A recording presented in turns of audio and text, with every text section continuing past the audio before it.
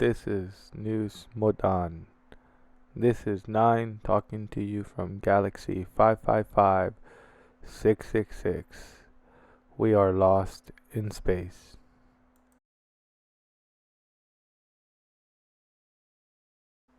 Nothing to report on this side of the front. All calm. We have a little bit of unrest with the locals. Other than that, nothing to report. If you guys would like to make, you know, something else, and that's on you. Make of it as you will. Here we will be introducing you to the concept of coding and Java. What I have opened up is called an IDE.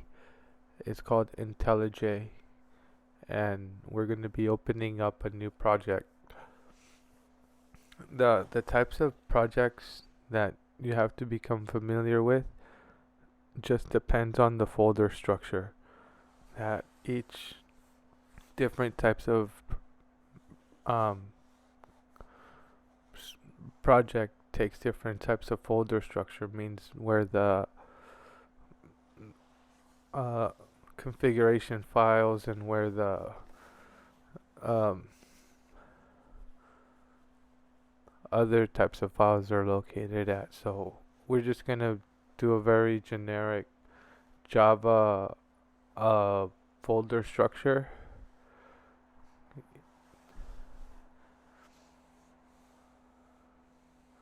And I can't seem to see the thing. The thing.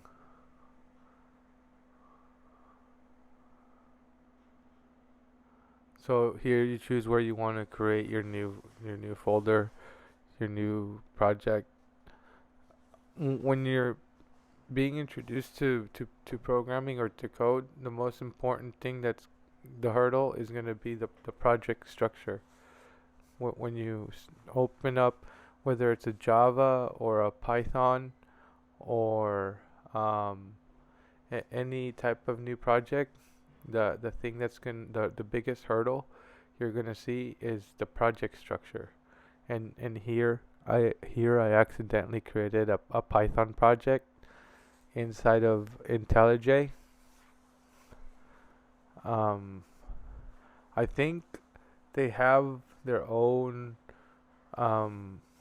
Python editor, if I'm not mistaken. I think it's called PyCharm from JetBrains as well. They also make their own editor. Here I accidentally created, and see, I'm gonna open up a Java project next to it, and as you can see, it looks similar, but the Java has a source folder instead of a bin, a binaries folder. A Python project will have like an environment folder and a bin, bin, for binaries. And here on the right, we're going to be making a Java function, a Java function. We're going to be creating a Java function that takes two parameters. The first one is of type integer.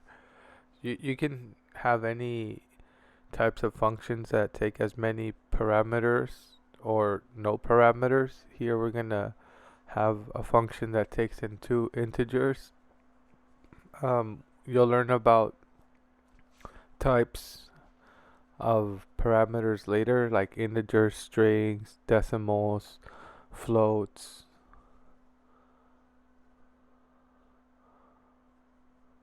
And in this function is very simple. We're just going to take whatever the input is of the first number, and we're going to add the input of the second number, and we're going to return that as an integer. Okay, the function says static integer, and that's where we're gonna be storing the answer inside of that static integer. And so right here, my keyboard, I accidentally pressed a couple of the wrong keys on my keyboard. Let me just get rid of this. And when you're doing anything inside a public static void main, you can um, go ahead and do a function call without any any checking. Just we're gonna try to keep it real simple, real simple. And so when you press add numbers and we run this application, the only thing that we're gonna see is gonna be on the terminal is hello, because we're not asking it to do anything else on the terminal. We're asking it to add numbers, but we're not telling it to display those numbers back to us in any visual way. But it is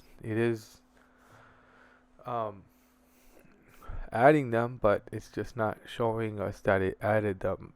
But if we want to see them on the terminal, then we have to use um, the built-in terminal tool with the system out print line, and we put that function inside of that tool, and that'll give us a little window into what is happening, and we can see that the answer is 8. If we put that function call inside of that system out print line tool, that'll give us a window into what's happening behind the scenes inside of the CPU, inside of that function. You can put anything inside of that tool, inside of that system out print line, and that'll give you a window into anything that's happening, or you can just tell it to tell you hello, and as a placeholder.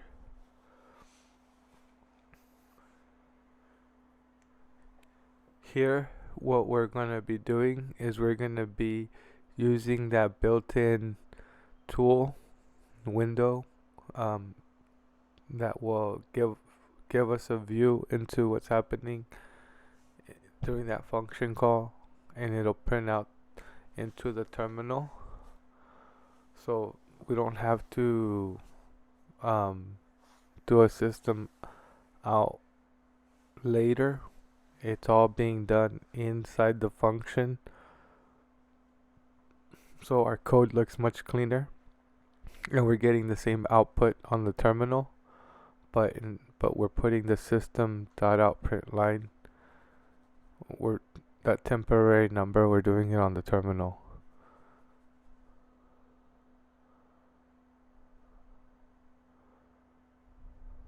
You can use the system.out.println to print out anything you like, any type of string, or anything you put in there will be converted into a string or string type. If you have an object that, let's say, you don't have a string method, it will just print the object ID.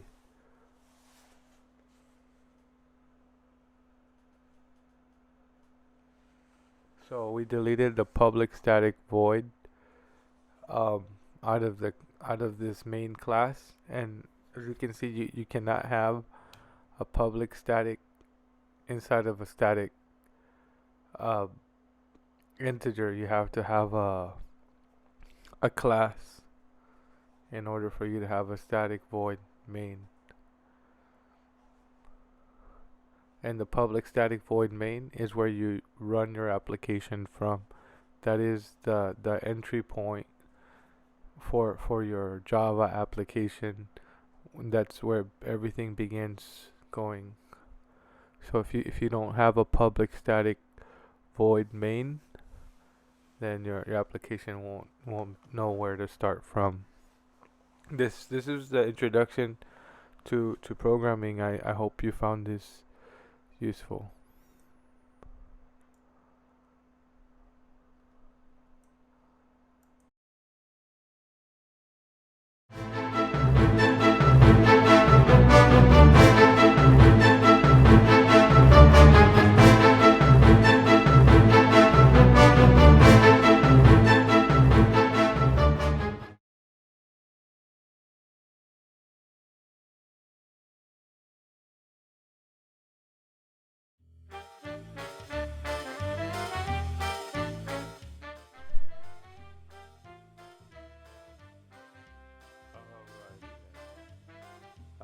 Hope you guys have a good one out there. Please hit that like and subscribe, and I'll try to bring more news from this side of the galaxy.